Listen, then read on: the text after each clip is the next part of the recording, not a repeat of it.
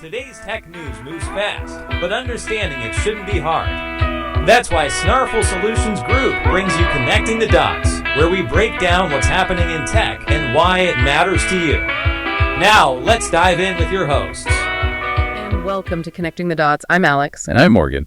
It is Friday, January 16th, 2026, and we are looking at a really fascinating split happening in the AI world this week. Oh, absolutely. It's like watching two different futures for the industry being built in real time. One path seems to be all about crisis management, while the other is focused on building, a sustainable foundation. A real study in contrast. And before we get into it, just a quick heads up for our local listeners in Sacramento. Right. That dense fog advisory is still active this morning, so please be careful on the roads out there until about 10 a.m. Good call. And a quick look at the markets to set the scene. Things were a little bit down to close out the week on Friday. Yeah, just a slight pullback. The Dow dipped about 0.24%, and the S&P was down 0.13%. But the real story, as it often is, was in digital assets.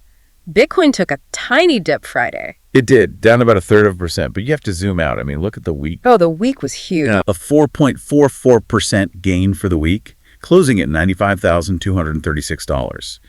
The momentum is just, undeniable right now. It really is.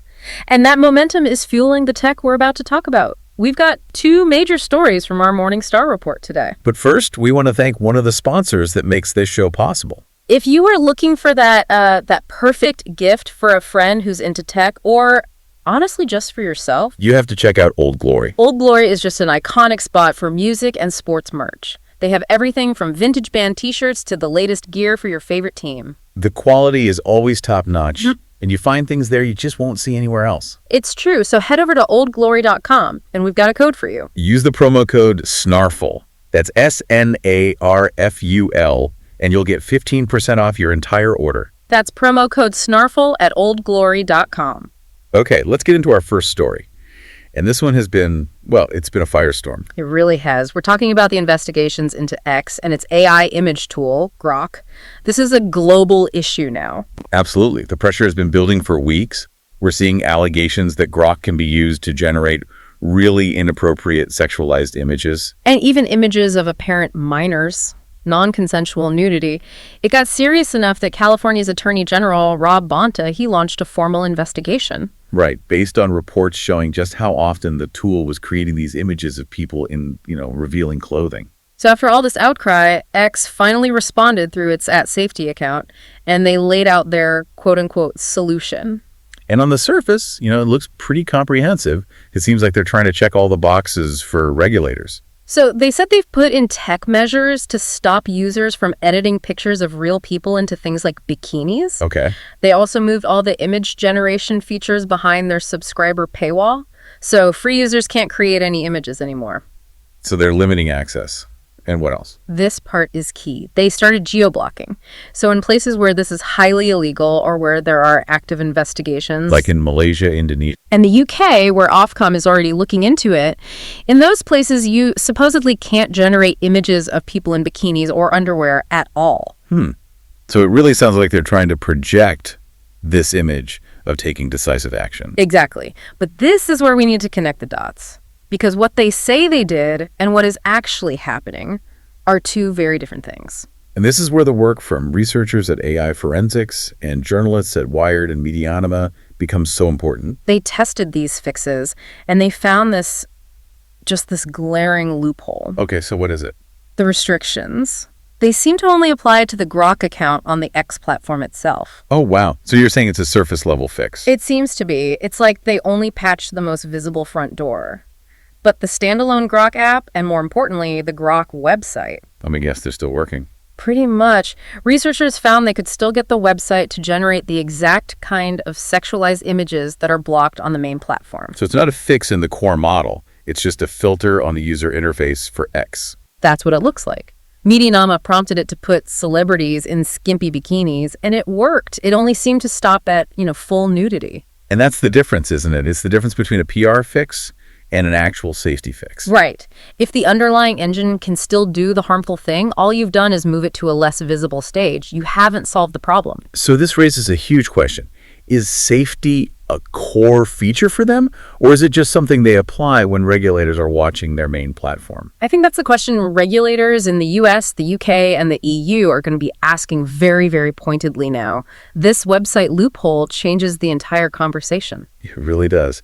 It's about accountability. And that is a perfect transition to our next story, actually. Yeah, let's pivot. We're going from the messier, more reactive side of AI ethics to a company that's trying to proactively build the economic structure for it. We're talking about Cloudflare, the big internet infrastructure company. They just made a really interesting acquisition, a company called Human Native, which is a UK-based AI data marketplace. The financial terms weren't disclosed, but the strategic importance of this is, I think, huge. This move is trying to solve the original sin of generative AI. Which is? That AI models just scrape up everything from the internet articles, art, photos, your work. Without permission and certainly without payment. Exactly. The creators get nothing. And Cloudflare CEO Matthew Prince was really clear about their goal here. He said content creators deserve full control. And he said this is about creating a new economic model to protect the, quote, longevity of the open internet. Which makes sense. If writers and artists can't make a living, they'll stop creating. And then what do future AI models train on? So how does Human Native actually solve this? Well, think of it as a regulated marketplace. It's a platform that connects the AI developers who need data with the creators who have the data. So it manages the whole transaction. Precisely. It allows AI companies to find, access, and this is the key part, purchase high-quality data through a transparent system. Making sure the creators actually get paid. Yes.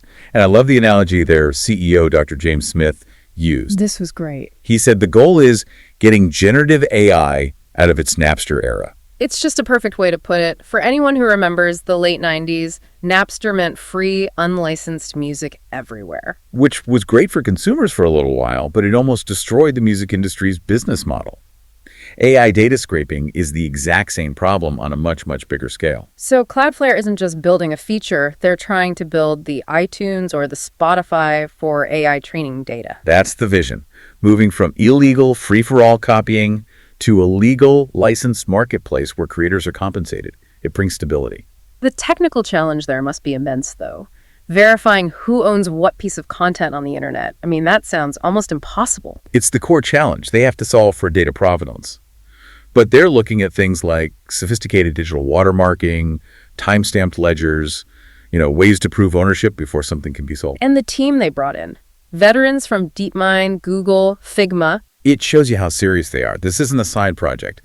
This is them trying to build foundational infrastructure for the next phase of the internet. And if they pull it off, the impact for you, if you're a writer, a publisher, an artist, is, well, it's transformative. It turns something that was a threat, your work being stolen, into a potential new revenue stream that you can actually control. What a contrast. One company leaving a massive safety loophole open and another trying to build a fair economy from the ground up.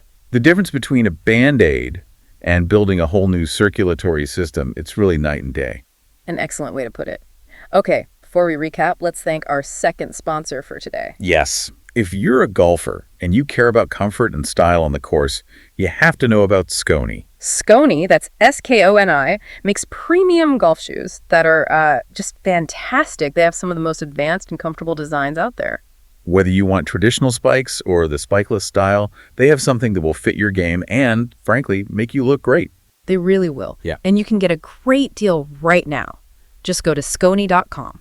When you're ready to check out, put in the promo code SNARFUL again, that's SNARFUL, for 15% off your entire purchase. Upgrade your game with some amazing shoes. That's promo code SNARFUL at skoni.com. Okay, so let's just quickly tie this all together. On one side, we have the story about Grok. It's a huge ethical challenge.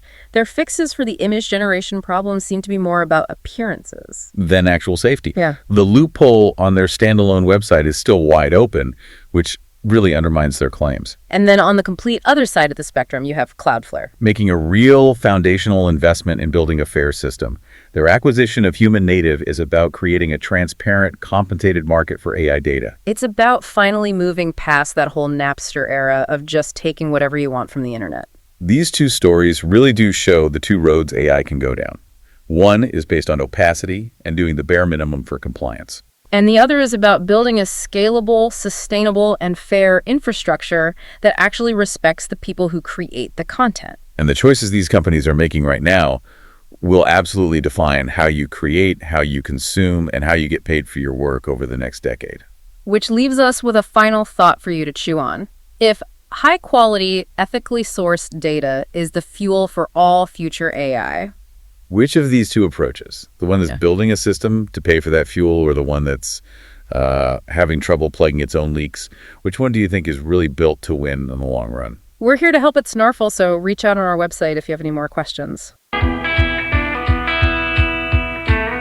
That's a wrap on today's top stories.